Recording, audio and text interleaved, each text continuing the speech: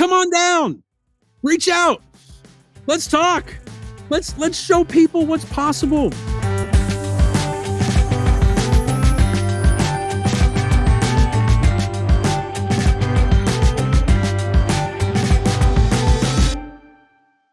All right, where are we at? We're in one after a 909. All right, we're gonna come back to one after a 909. We can just keep it. I'm just gonna go get my charger. I'll be right back. Be back in like 3 minutes. All right. Welcome to Be Insanely Great. We are here to talk about Get Back, and the incredible influence of positive energy and love and feeling and being that event and performance in the amazing January of 1969, as time is concerned, provided to us in this present moment that is in the year 2023. So one after the 909, teenage song, bringing them back to their roots when they were having fun. They were loving what they were doing as musicians and pulling together and creating stuff. And if you think about their journey before this whole Get Back thing, right? The Beatles were in their Hamburg days and they were having fun, jamming out. Then they became famous, and then Ed Sullivan and world tours and millions of people like throwing themselves at them. And it seemed like, and they said it just wasn't fun anymore. You know, it became less about the music and again, going back to their intentions as they were, and their intentions and their feelings and their expressions. If you look at them in the documentary, John Lennon, they were talking about the location of where it is that they were going to do the shoot. And they were talking about, oh, we want to go to like Morocco or, you know, all these, or maybe a park in London or something, like some outside thing. Lola, it's okay. The lizard's going to be fine. It's my dog, Lola. She's incredible. She's having fun chasing lizard as a butterfly floats by. Anyways, so he's sitting there and there's, oh boy, it's in the pool. The lizard's in the pool to escape Lola. Okay. Anyways, so have fun, Lola. You're not going to catch him. So John Lennon is, and they're trying to think about what they want to do. And they're, you know, again, they're calmly talking about it. Nobody's getting upset, but he's just talking. And John Lennon's just kind of saying, I think it should be about the sound. It should be about the sound, you know, and he's playing a happy, like random song. And so, you know, I think after that, and George might have left the group before that or after that or somewhere around that point. And where do they end up? Apple Corp Studio to focus on the sound, right? And then where do they end up? They end up literally on the rooftop of the studio, so they can pipe in the sound, so they can get the best quality that they could have gotten, right? And so again, another moment, if you reflect back to trying to where we can potentially connect the dots of a feeling, of a thought and a feeling, and happening and manifesting. It happened. Literally happened exactly that way. Like, not the how and the when wasn't defined in that moment. That played itself out as the universe so eloquently conveyed. But it happened. Right. And so one after 909, a grounding song for everybody to get in the mood to be happy. Right. And I thought another song that wasn't in the performance, Two of Us, which isn't a really popular song, I think, by the Beatles. More, you know, they had so many popular songs.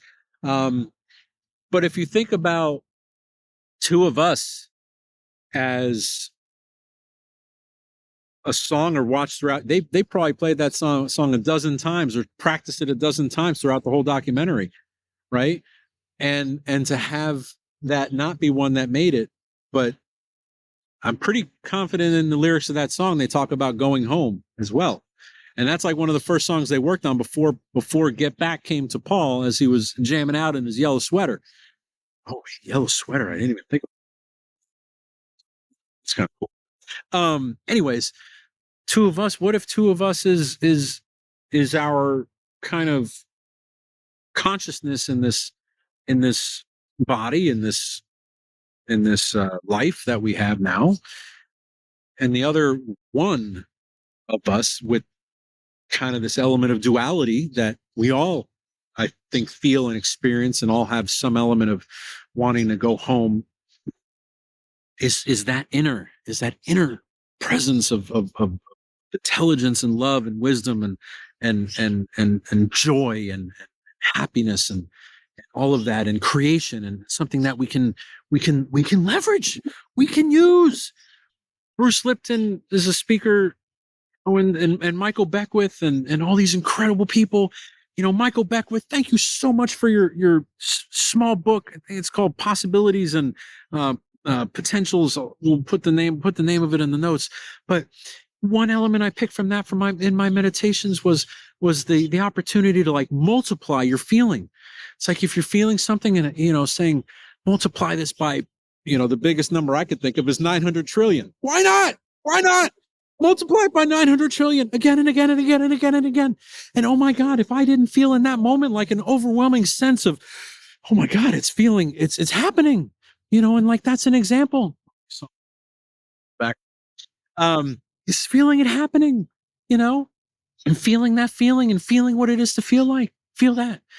And then so coming back to the Beatles and coming back to where we are, and having that moment of grounding for one after the 909, and then the Two of Us song being a song that they practice and practice and practice, but didn't make the final cut for what they performed live, right? For one reason or another, but it was so it was such a big part of the documentary and how many times they sang it. And if you look at the lyrics of that and then compare it to the lyrics of all the songs that were actually chosen, they're kind of similar, kind of go. They kind of go with the story they're trying to tell.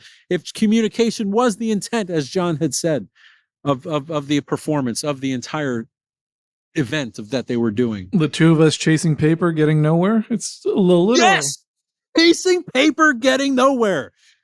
I was chasing paper, getting nowhere. I thought I was getting somewhere. But I was getting right back to where I started, which was in this constant wheel of just chasing, because when is it ever going to be enough? It's never enough, right? But if we can find something that makes us whole within, oh my God, what? Really? Wow. Why not? Why not? Yes, chasing paper for no reason. Okay? Wow. Yes. So anyways, thank you for allowing me to reference Two of Us. Thank you for allowing me to kind of throw that in there, because I think that was important to have perspective as to the story that they said they were trying to tell and what was actually chosen. And so what's after 1909? Is that God Save the Queen? Dig a Pony. Dig a Pony. What a great choice. I think it was funny that earlier in the performance, John, it was after, I think, one of the Get Back songs, and I think John said, we have a special request from Martin and Luther. I don't know who that was or who he was referencing, but, whatever. And then, because if you watch the documentary, so first of all, that's the only song they did once, except for God Save the Queen, which is seen to be a random riff, which we'll get to that.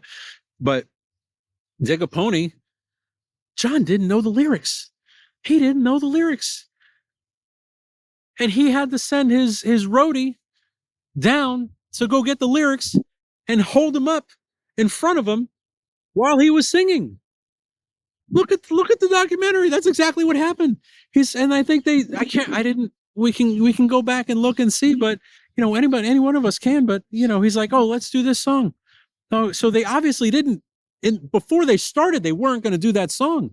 Yet in the middle of it, they chose to do that song. Right? In the middle of it, they chose to do that song, Dig a Pony. Guys holding up the lyrics, singing the song. All I want is, don't say anything. Don't say anything. Why not? Why don't say anything? Feel the feeling. Can we feel the feeling? Can we feel the feeling of what maybe? we all instinctively, I think we've heard it enough times, but it's like an immediately, you, all I want is you, talk about chasing paper, dig a pony, my amazing Lola, dig a pony, dig a dog, dig a dollar, dig a car, dig a house, dig a relationship, dig, anything outside of us. Dig it. Go ahead. Dig it. I dig it. We all dig it. We all dig something, right? We all dig something, but and that's cool. But there's also something else that nobody's paying attention to. If we're honest with ourselves, very few of us are, right? Help me out, Riley. What's some of the lyrics in I mean, this one's got some good ones. You can penetrate any place you go. You can radiate everything you are. Penetrate any place you go and radiate anything you are? What? If that's not a potential opportunity to give an example of endless, unlimited possibilities and feeling a feeling of something and radiating that out? What else, Riley? What else we got? You can imitate everyone you know. Imitate everyone you know. Okay. Oprah, Einstein, Michael Jordan, right? In Ted Lasso, the goalie this week on the 4th episode, Jean-Claude Van Damme, right? He Van Damme was someone in the beginning of his life that he wanted. His name is now Van Damme. You can imitate anything you want, right? Anybody you want. Why not? But what if it's not just? What if it's not that person and that person's name? But what if it's certain elements that you saw within that person that you want to do for yourself, of courage, of love, and of wisdom, and of power, right? And if we did that, and we took little elements. Sorry, Riley. Oh, thank you for allowing me to go on a tangent while I ask for your next set of lyrics. What else we got? I told you so. All I want is you. Everything has got to be just like you want it to. Everything has got to be just like you want it to. I mean, couldn't have said it.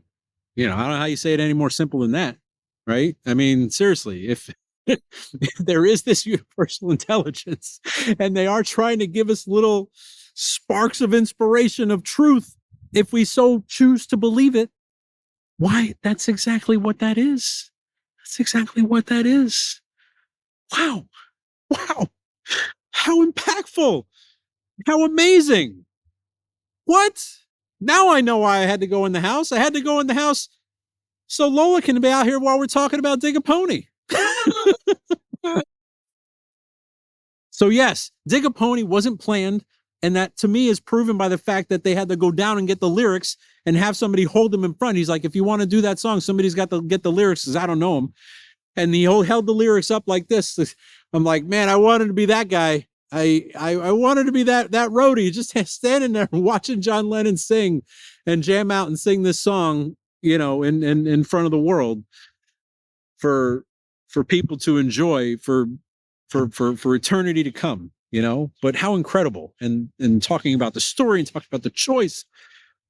And then what happens? God Save the Queen after that one? God Save the Queen, yeah. So God Save the Queen. Also, I think just by the melodies, I think the Americans Let Freedom Ring is part of some part of that song, or Star Spangled, I don't know, one of those, the Americans took the British melody and said, we don't like your lyrics, we're going to use our own, because we're now independent. And so, but if you, I think it's interesting if you just use the American, last string of melody on the last part of God Save the Queen, it's the same. It's to what the American lyrics are is let freedom ring. Let freedom ring. And so and for it to be such a kind of short, in the middle, nugget there, I thought was super, that's the inspiration that at least I kind of distilled from that was an opportunity to okay, you get back. Once you get back, don't let me down. Okay, you haven't let me down. You can indicate anything you see. You can be anything you want. You can dig a pony. You can dig things. That's cool. But like, trust the feeling. You have that feeling. We all have this feeling. And let freedom ring. Could we be free? Could we be free if we do those things? Maybe. And if not, 100% free, more moments of freedom, more opportunities throughout our day to be free, right? More moments of joy, and more moments of freedom, and more moments of the good side of relativity, in which things just happen and we're like, oh my God, that felt like it was 5 minutes and it was an hour, right? So like we are here. I don't even know. I feel like we've been doing this for 5 minutes and it's probably been 2.5 hours. So God Save the Queen. Then what is the Don't Let Me Down? Oh, I've got a feeling. I've got a feeling. Don't Let Me Down. Get Back. Take 3. All right, so we're gonna go right through these. So I've Got a Feeling is repeated again. And I think this is the version. This might be the version that's in the Let It Be album, I think. But I've Got a Feeling. So they obviously after the roadie was holding up the sign and they did their little riff of God Save the Queen, they were kind of reorganizing and getting ready to do their last 3 songs. And there's probably like a minute or so, or minute and a half in the beginning of the I Got a Feeling track on the album of the live performance. And Paul, you're just like jamming out in the bass, just jamming out, and then this part was captured in the documentary, or shared, or from the video, with Billy Preston on the keys. The one rare occasion I saw him on the keys. Paul, you're jamming out on the bass, and then Billy Preston's standing up, and he does a little riff. What? Just that riff, I could feel the love and the oh man, so the randomness of that little moment of song. Oh, that was incredible. And then a few seconds later, jam into I've Got a Feeling, and then do that incredibly. And then again, almost in a reverse sequence, to potentially stimulate consciousness of a different variety that thinks differently, and have it go the opposite way, right? Start with I've Got a Feeling, and then go through Don't Let Me Down again. And then in the beginning of Don't Let Me Down, the police show up, which is another thing. Paul, you're like, oh, it'd be great if we were doing a performance and we were like, she came in through the bathroom window and they're like taking us away. Well, there's the cops. You were so excited singing that, and the cops showed up. Cops showed up. And what do you do? Woo! You're like, they're here. They're here. Oh man, this is great. This is exhilarating. They're here, and they go through Don't Let Me Down, finish Don't Let Me Down. And then they do one last version of Get Back, which, Mal, give you credit, man, listening to the cops, listening to the authority and in the construct and the constraint to kind of guide our world, to have laws, right, of society. Unplug it. Unplug John Lennon and George's, guitars. Are you kidding me, man? Why would you do such a thing? You did it, and I fully appreciate it. I probably would have done the same thing, if I was in the mindset of 9 months ago. But yeah. And then they're like, no, what are you doing? Plug it back in. Plug it back in. Plug it back in. Then they finish, and they go through the song, and then on the last solo, I can feel it. Billy Preston.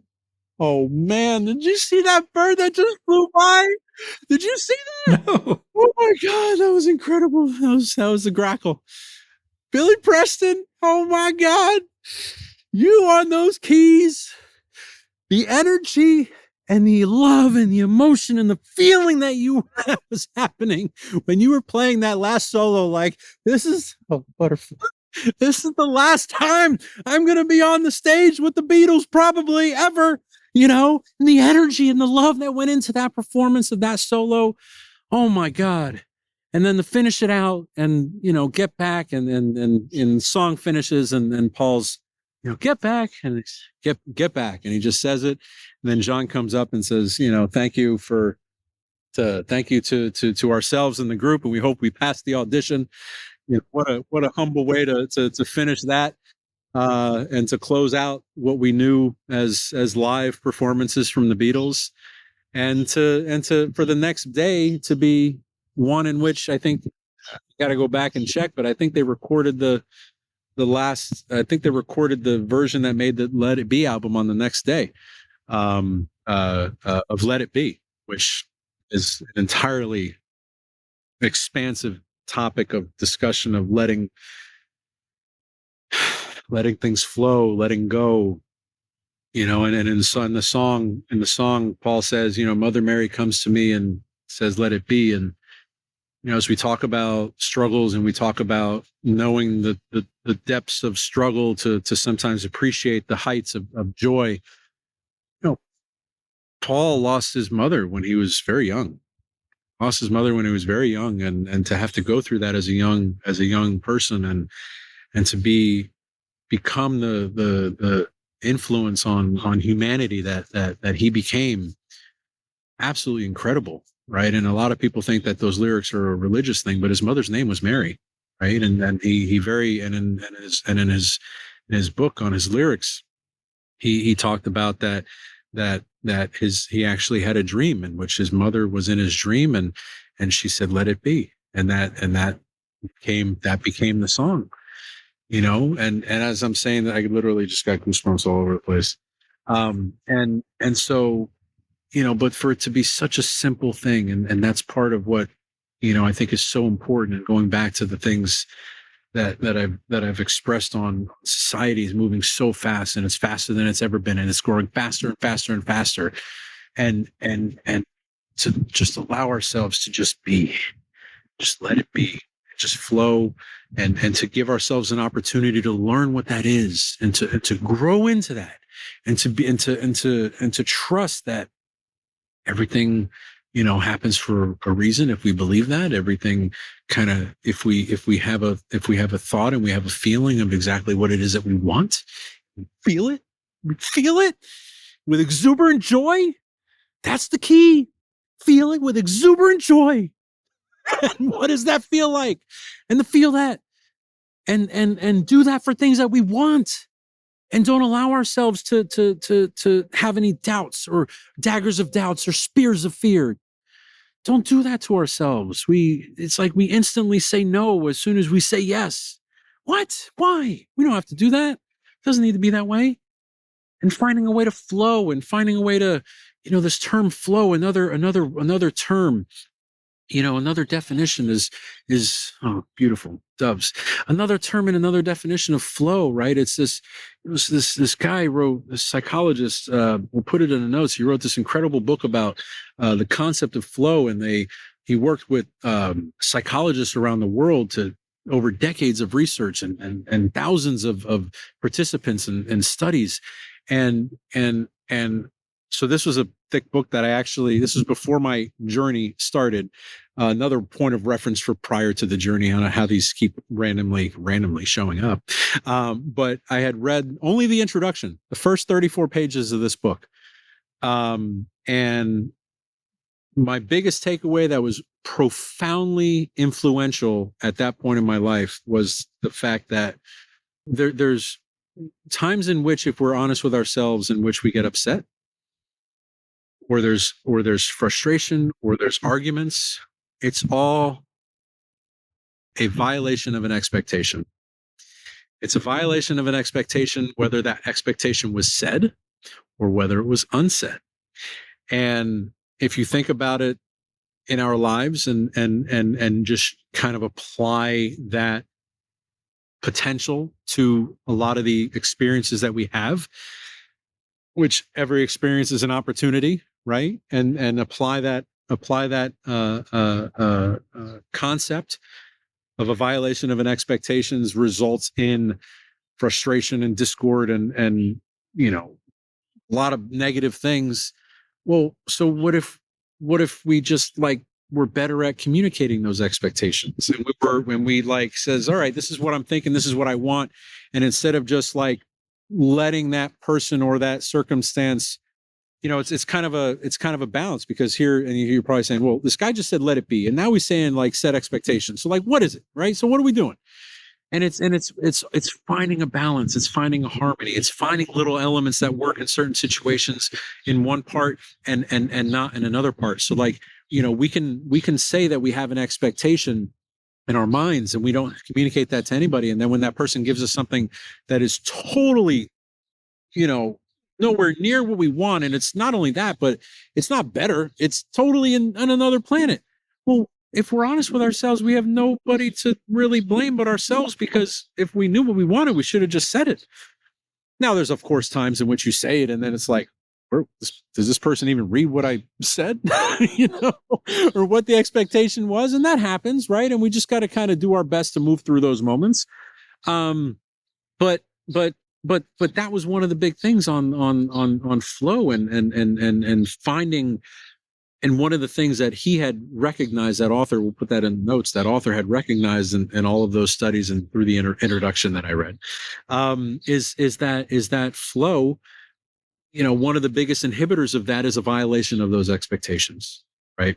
And so if we can identify that as a thing to say, okay, well, maybe we can communicate more frequently or in different ways with those that we work with or those that are in our lives to potentially eliminate some of those things, right? There's several people. I don't even feel like I can't even recall one person's name right now, but there's several people, if you look up quotes where they say, intelligence is the solving of problems and genius is the preventing of problems, right? So like, why don't we just try and prevent it? It's possible if we just do that, right? And so if we give ourselves the chance, so, yeah, that's let it be. Oh, beautiful doves again. Let it be, let it flow. We give ourselves a chance, trust ourselves to make decisions and choices for what we want. But first, thank you, Oprah, we got to figure out what we want. We got to figure out what we want. And not just Oprah, but I'm sure many people have been told that by many people that love themselves in their lives or love them in their lives, right? Or people that inspire them, and or people of influence that people have idolized and believed in. Oprah's one very influential person that has said something like this. But going back to this whole potential universal intelligence that's based on the mechanics of quantum physics.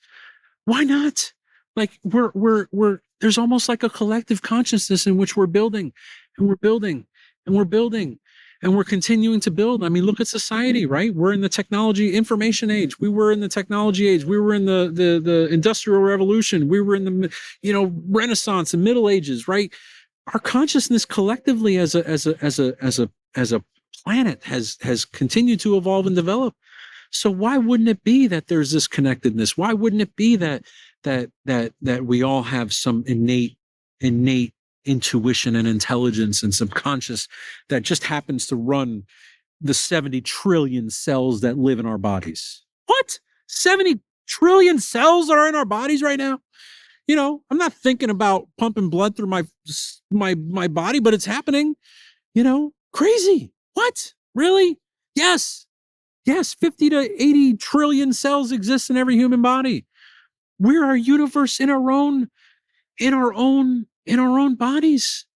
There's people that say quotes, don't you can be the wave in the ocean, or you can be the ocean. Just be the ocean, right? Be the universe. I am the universe. Why not? We have a universe inside of us, 70 trillion cells. What? Look in this. We look in the night sky. There's planets, there's stars, there's endless, unlimited stars and things happening out there. It's almost like everything within our scale is a smaller version of what is out there and what's in here. And the closer we look and the smaller we look, it's the same thing. It's just a different scale. So if we can give ourselves the opportunity to be to be the commander, if you will, of our own world, to be the commander of our thoughts and our feelings, and to own that, own it. Ask any influential person. I guarantee you they own their thoughts and their feelings, and they did everything they wanted to do, everything. And what they haven't done, they haven't yet thought of. Let's ask them. Let's talk to them. Let's do it. Come on down. Reach out. Let's talk. Let's show people what's possible. Let's show people that we all, if we can find this feeling, if we can feel this feeling, what's possible? What's possible? Amazing. Truly amazing. Thank you so much for allowing me to be here again today on this episode 3, episode 4, probably maybe episode 5. I don't know. We'll see. But thank you so much. And we'll see you next time on Be Insanely Great.